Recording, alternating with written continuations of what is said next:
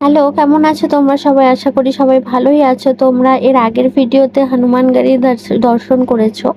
তারপরে আমরা সোজা চলে যাব রাম মন্দিরের উদ্দেশ্যে। দেখো, এখানে যেতে যেতে রাস্তা দিয়ে অনেক ছোট ছোট মন্দির চোখে পড়বে, যেগুলো দেখতে কিন্তু খুবই ভালো লাগবে। আর হনুমানগড়ির থেকে রাম মন্দিরটা প্রায় অনেকটাই দূর রয়েছে, আমাদের অনেকটা দূর হেঁটে যেতে হবে। তো এখানে যে সোজা রাস্তাটা দেখতে পাচ্ছ, মানে এদিক দিয়ে সোজা তোমাদেরকে হেঁটে যেতে হবে। তারপরে আরো অনেকটা দূর হাঁটতে হবে, মানে হনুমানগড়ির থেকে রাম মন্দিরটা প্রায় অনেকটাই দূরত্ব আছে। এই দেখো, এখান দিয়ে যে সমস্ত রেলিং করা আছে এগুলোর ভেতর দিয়ে যেতে হয়। তো আমরা আবার ব্যাক করে যাব, কারণ আমরা অনেকটা এগিয়ে গিয়েছিলাম। আবার ব্যাক করে ওই সামনে দিয়ে গিয়ে এটার ভেতর দিয়ে যাব।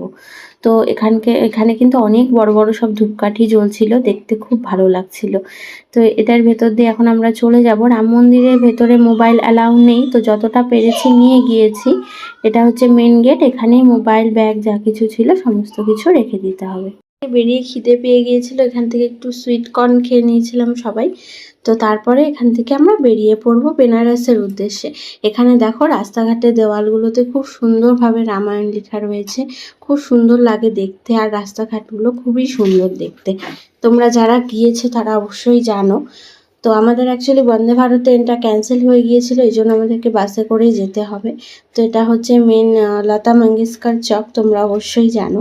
তো ভিডিও ভালো লাগলে অবশ্যই লাইক